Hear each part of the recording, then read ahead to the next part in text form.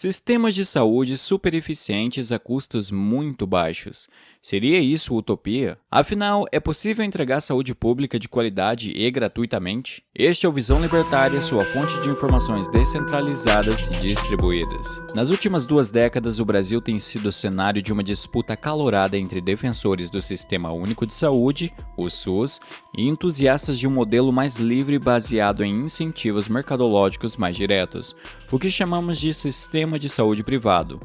O embate é um misto de achismo e apelo emocional de um lado e de pragmatismo com uma boa dose de realismo do outro. Afinal, é possível entregar saúde pública de qualidade e gratuitamente? Apenas tirando um indevido termo gratuitamente da equação, ela se torna uma possibilidade com sucesso garantido se o modelo respeitar uma simples diretriz: incentivos diretos de mercado. Para não nos perdermos na teoria, convidamos os leitores para conhecer o caso de um pequeno país no Sudeste Asiático que demonstra que discursos cheios de apelo social não são o caminho para resolver problemas reais. Vejamos o surpreendente caso de Singapura. Já imaginou um sistema de saúde com resultados superiores aos obtidos hoje no sistema americano, custando 75% menos? Esse número não é um erro ou mesmo fantasia. Ele é de fato a realidade em Singapura, uma pequena cidade-estado ao sul da Malásia, onde vigora um modelo de cobertura de saúde universal que dá inveja a muitos países de primeiro mundo. O mérito não vem apenas dos altos indicadores econômicos do país. O segredo é algo muito mais simples. Ele é o mais próximo do que podemos chamar de um livre mercado de saúde. A expectativa de vida média de seus cidadãos chega a 84 anos, 5 anos a mais que nos Estados Unidos e 9 anos a mais que no Brasil. A mortalidade infantil também é mais baixa que a americana, além de várias outras métricas relacionadas à saúde serem superiores aos padrões do primeiro mundo. Médicos e empregados da área de saúde são tão bons quanto os que atuam em qualquer outro país desenvolvido. Muitos são treinados nos Estados Unidos, Europa, Ásia ou até mesmo na própria Singapura em faculdades de medicina de alto nível. O país sempre está em busca dos melhores profissionais e tecnologias de ponta ao redor do mundo. Exatamente. As clínicas e hospitais de Singapura não hesitam em adquirir os últimos e mais avançados equipamentos hospitalares. Apesar disso, os preços de procedimentos médicos na ilha são muito curiosos, para dizer o mínimo. Neste artigo, usaremos como base médias de preços praticados nos Estados Unidos, já que a qualidade dos serviços tem um nível qualitativo similar. Vejamos, uma cirurgia de ponte de safena que nos Estados Unidos custa $130 mil, em Singapura sai por meros $18 mil.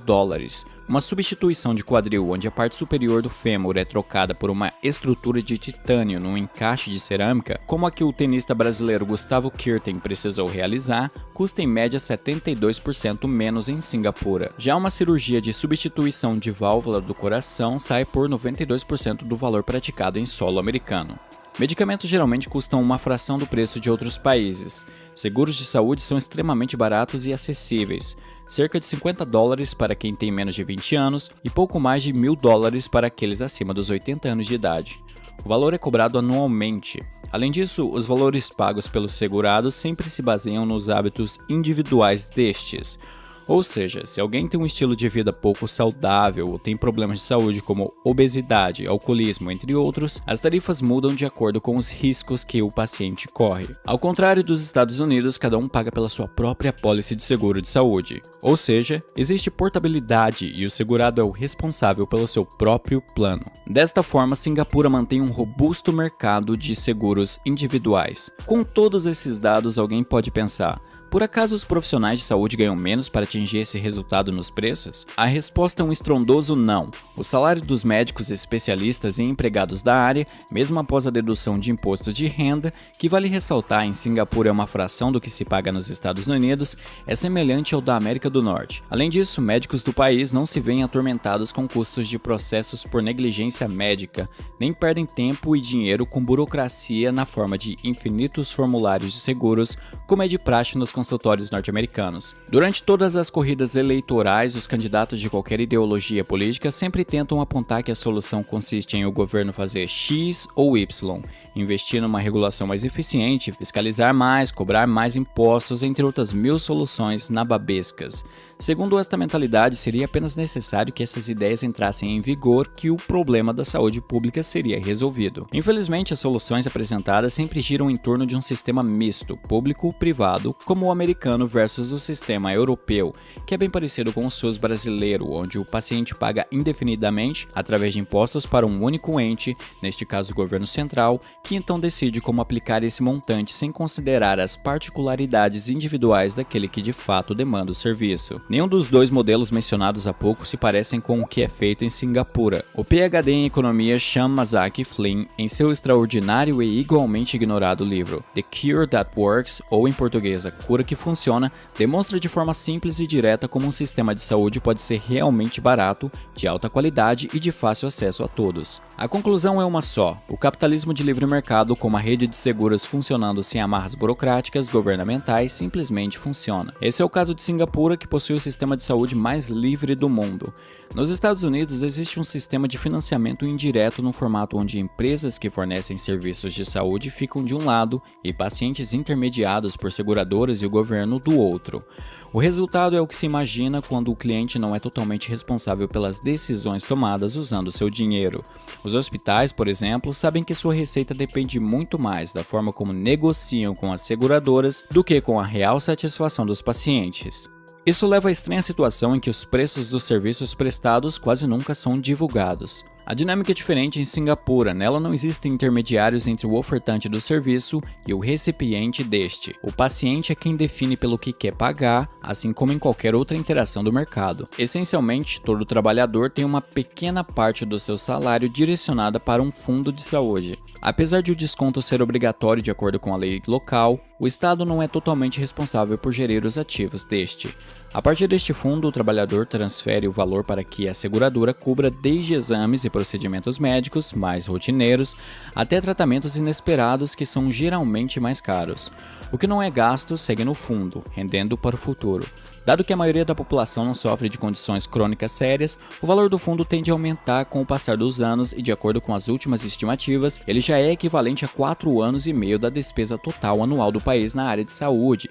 Isto significa que essa poupança usada para os gastos com saúde tem um superávit invejável de mais de 4 vezes o custo anual disponível. Outro fator crucial no sistema é a transparência exigida nos preços, o que vale para todos os envolvidos no mercado de saúde, farmácias, etc.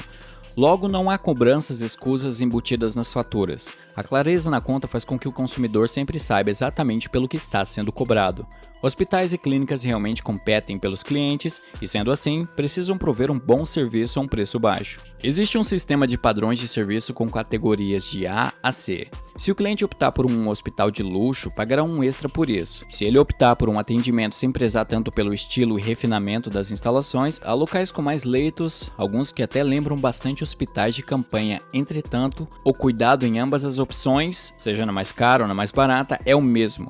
Não há distinção na qualidade do atendimento e quanto mais básica a categoria, maior é o subsídio garantido pelo governo. A transparência nos preços é contrastante com a situação americana, já que nos Estados Unidos os clientes não têm meios de comparar a relação de custo-benefício entre as várias opções que existem. Inclusive isso ocorre no Brasil, onde também é vedada a propaganda livre de preços para procedimentos e atendimentos hospitalares, algo que dificulta bastante na hora de escolher qual o melhor caminho a seguir quando se precisa de atendimento médico.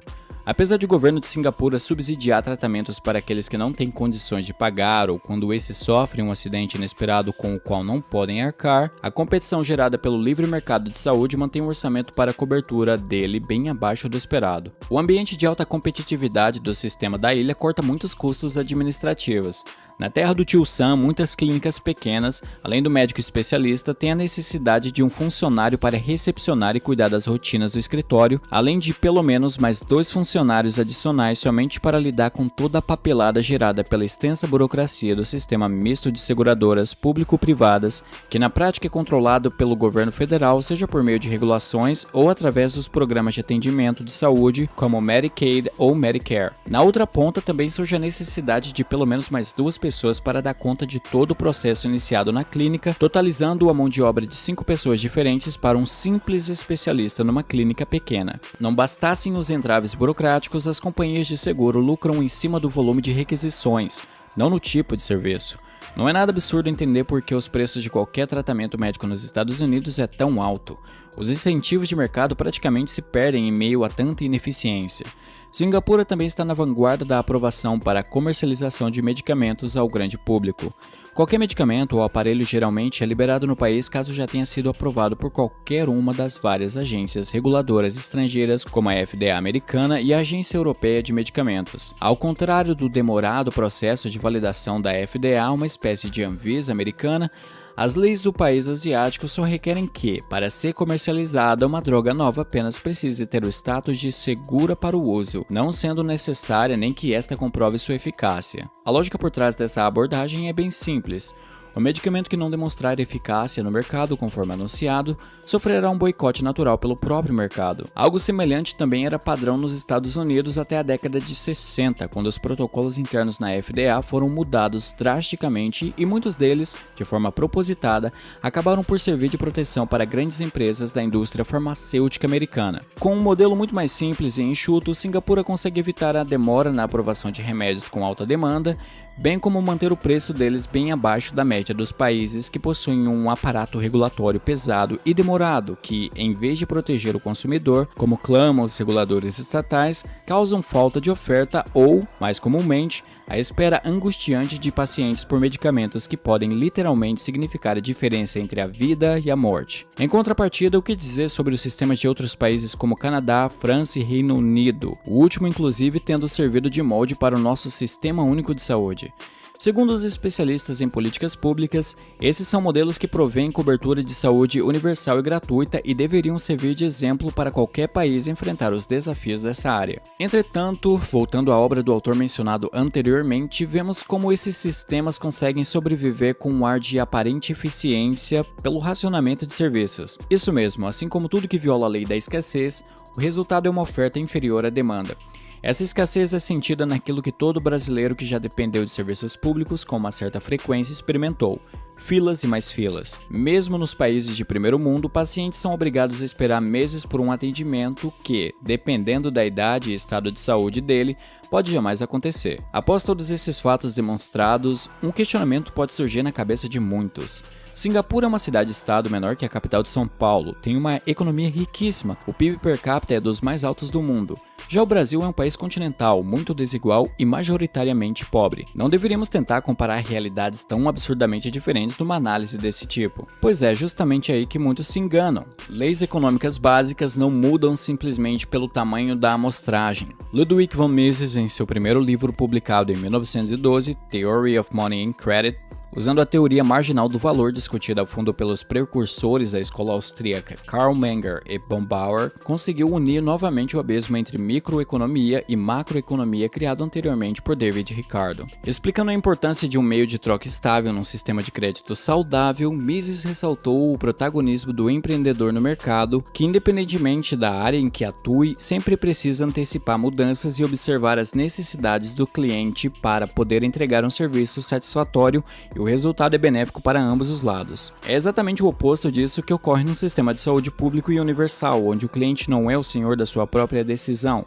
mas sim burocratas e funcionários públicos que servem de intermediários entre o ofertante e o recipiente dos serviços. Essa intermediação, ao cortar o fluxo de informações entre as duas pontas da atividade econômica, é a causa do sempre iminente caos na saúde pública estatal. Uma analogia bem simples explica isso. Imagine que o ramo de açougues fosse a atribuição do Estado e para comprar uma peça específica de carne fosse necessário ir diariamente a um açougue gerido pelo governo às 4 da manhã de um dia útil, ficar numa fila com dezenas de outras pessoas para que, muitas horas depois, se conseguisse uma ficha para agendar uma consulta com o açougueiro, sua consulta seria marcada para alguns meses a partir daquela data. Finalmente, no dia da consulta, após esperar horas numa sala com outras dezenas de pessoas, você seria atendido pelo açougueiro só para descobrir que a peça de carne vermelha que está esperando há meses está em falta e que você terá que aceitar levar uma peça de outro tipo ou até mesmo um pedaço de frango. Caso não aceite, é bem possível que tenha que retornar após mais 2 meses exames para verificar novamente a possibilidade de levar o que deseja. Parece absurdo fazer uma analogia do tipo, mas isso é mais ou menos a realidade em países como Cuba, Venezuela e era até o fim da União Soviética em 1991 o dia a dia de milhões de pessoas. Na extinta república fundada por Lenin e sua turma, havia a fila do pão, a fila da salsicha, a fila do leite e a fila do repolho. A busca por alimentos comuns pela maioria da população era bem parecida com a espera de um paciente nas intermináveis filas do SUS. Curiosamente, enquanto a população sofria com escassez de produtos de baixa qualidade, a elite do Partido Comunista vivia cercada pelo luxo, comendo as melhores salsichas, pães e queijos que, inclusive, para o espanto da maioria dos jovens revolucionários que reclamam da desigualdade do mundo moderno, eram itens manufaturados em fábricas especialmente designadas à produção de alimentos de qualidade para a alta casta dos líderes do governo. Não é muito diferente do que vemos nos países modernos mencionados acima ou mesmo aqui no Brasil. A maior parte da população espera meses por um atendimento, por uma simples consulta com um clínico geral para então ser direcionado a um especialista. Muitos desses pacientes com cânceres ainda iniciais e totalmente reversíveis, que veem a doença chegar ao estágio terminal enquanto aguardam a boa vontade do sistema de saúde gratuito e de qualidade. O sistema pelo qual pagam muito caro através dos pesados impostos que oneram praticamente todos os produtos e serviços que consomem dentro do país, que entrega resultados como exceção e não como norma. Enquanto isso, a casta representada pelo alto funcionalismo público, políticos, burocratas e todo tipo de pessoa que forma o topo da pirâmide estatal tem acesso aos melhores e mais caros planos de saúde privados com todas as regalias possíveis, jamais tendo que esperar em corredores lotados de um hospital do SUS. A eficácia desse modelo é tão utópica que o correto mesmo deveria ser chamá-lo de sistema utópico de saúde. É hora de seguirmos o modelo correto, o único que permite interações reais de mercado e promove o maior benefício a quem o utiliza. A vontade do consumidor só é soberana quando ela pode ser ouvida. Obrigado por sua audiência. Esse artigo foi sugerido e escrito por J. Fernandes, revisado por Hirayet e narrado por Alexander Bard. Se você gostou deste vídeo, clique no ícone de curtir abaixo e compartilhe o vídeo em sua rede social. Se você deseja ser notificado de outros vídeos, clique em se inscrever e depois no ícone da campainha. Até a próxima!